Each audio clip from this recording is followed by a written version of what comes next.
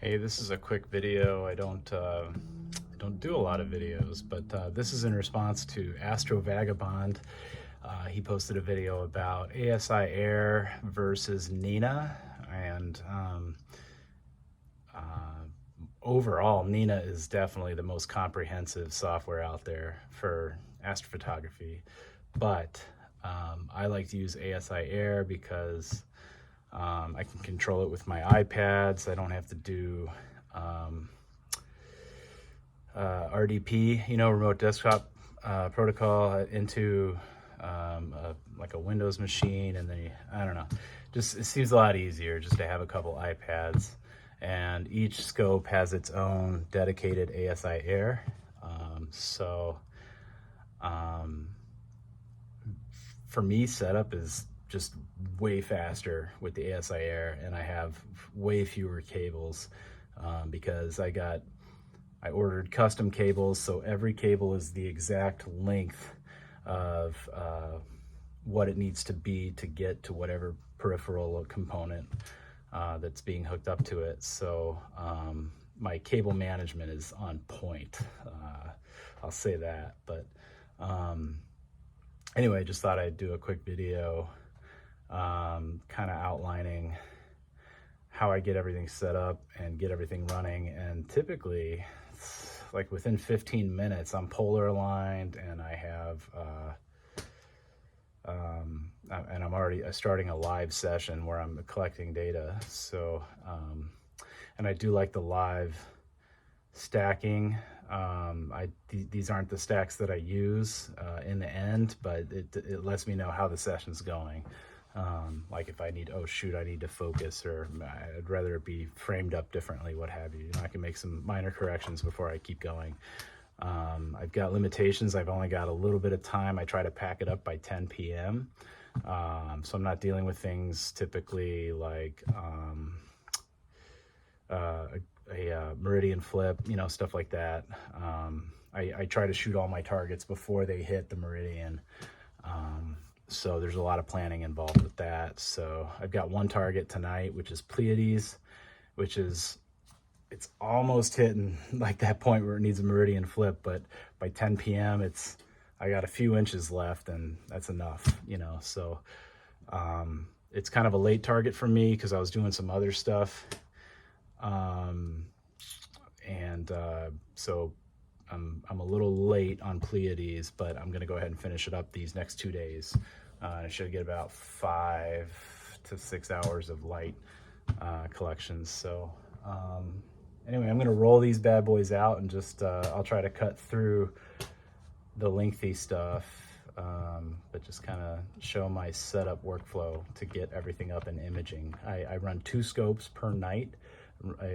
They each have their own. I've got a whole book here where I got all my planning and everything for targets and stuff. And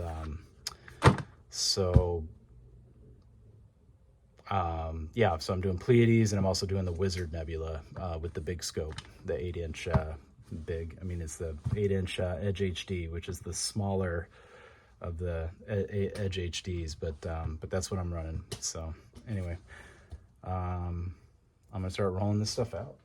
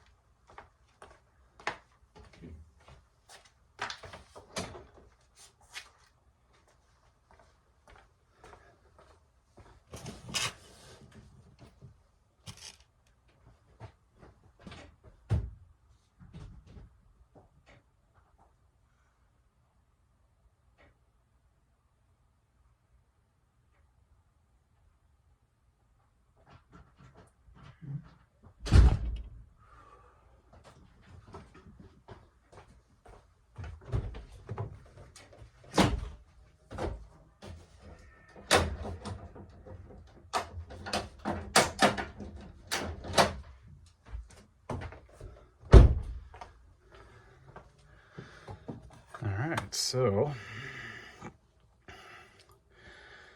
the Edge HD is hardlined, hardline power, hardline network. See, it's just pulled it up. I'm already going to connect to it. And everything is full screen, which I love. So I'll get right into polar alignment.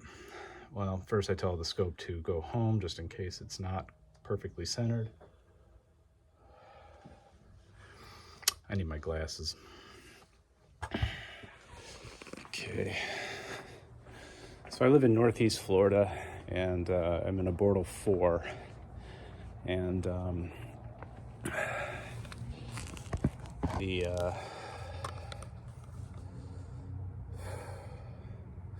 coyotes are going crazy right now. They just shut up, but literally they were going nuts just seconds ago. I already focused both scopes last night. Last night was the first day of this session for both these targets. Plate solve took 2 seconds. Now it's going to rotate.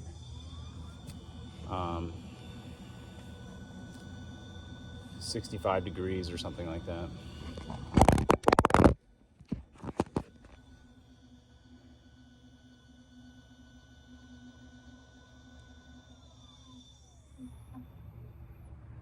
Yeah. I think here's the whole screen there.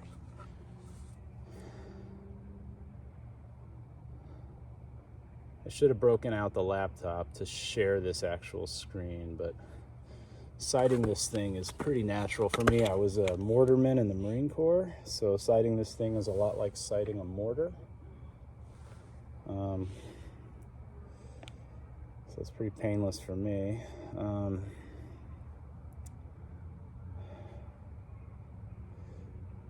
I do not accept anything over 2 minutes of error. So I'm kind of a stickler when it comes to polar alignment.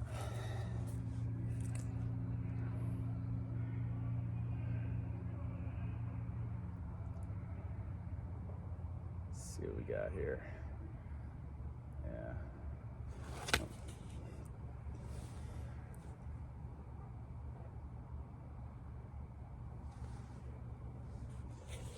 It's at 2 minutes, 21 seconds of error. I don't take it. Anything over 2 minutes, I don't take it. So, all right, 12 seconds of error, which is excellent. So this gives you like a little thing where it calculates your global ranking. You get little fireworks. 81%. I can get a higher ranking, but you have to like redo the polar alignment from the start when you're already polar aligned, and then that's kind of cheating, so it's kind of a waste of time. I don't think it's worth it in my book. So but then I go to preview. So, go to preview here, and then I'm going to go to search. Gives you a list of targets, and then I'm going to search for my history, 7380, NGC 7380. Just click on that, click go to, and it's going to swing the scope over, do a plate solve, make sure it's on target. It's usually not right on target, so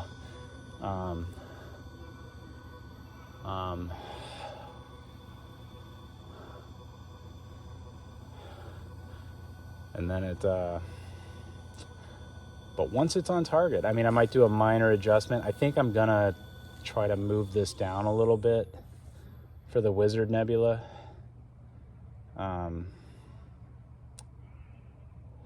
But the framing's pretty much, I've already framed it up last night, so it's everything's ready to go. But the second scope is running on a battery, so everything's completely self-contained.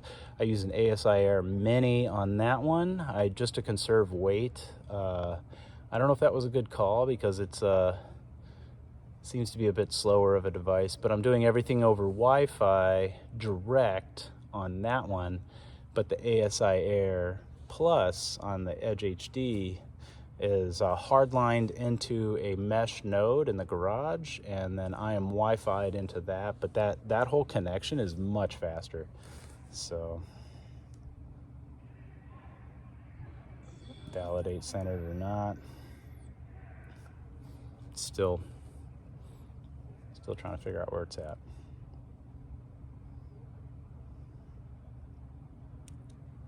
I think it's on target now. It just wants to verify. And then, yeah, and it gives you like a little, like, this is kind of where you're at on target, and so you can drag this around if you're not completely happy with that. You know, I might stick with this because that's where I was last night and I really liked it, so I'm gonna stick with this. So now I just get out of here, go to live run, start PhD2. So that's my tracking. So it's tracking and everything's within 2 degrees or whatever, and now I just kick it off. Now I'm imaging that quickly. I'm imaging already. So I just have to set up the other scope, which is the same exact process.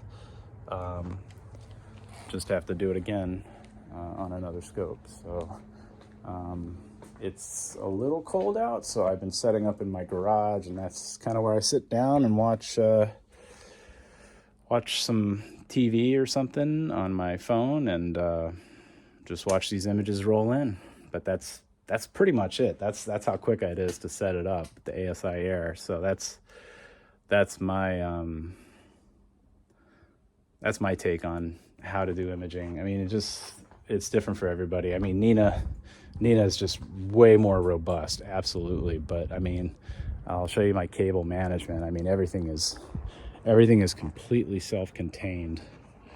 Like, here's the God, the lighting is not too good here. Here, let's try this. There we go. Let me swip the camera around here. Oh, it's not gonna let me swap the camera around. Okay. But basically there's only one cable running down here, and I keep everything in these neoprene. It's like a neoprene sleeve. So I run all my cables through here based on what they're being used for, and that's pretty much it. So it's kind of a quick and dirty video, but there it is. All right, so I just wanted to add a quick little thing to the video here. Is these are both iPads running ASIAIRs. Each one is its own ASIAIR. Each one is for a scope. So the one on the left is the Edge HD, that's the Wizard Nebula, and the one on the right is doing Pleiades. So I just kick back and watch these collect light. It does the stacking for you. I don't use this stacking, but again, it's a way to keep track of how the session is going. If the guiding is starting to be wonky, maybe it needs to be calibrated. You'll notice right away the stars will start getting eggy or something. It's like, oh, come on. So you got to calibrate the guiding. I've stacked a few images here, and the stars are pretty crisp, so I think we're good to go. But this is it. I just kick back and watch some Rick and Morty or something, and just keep glancing over every so often and just see how everything's going. So that's pretty much it. Thanks for watching.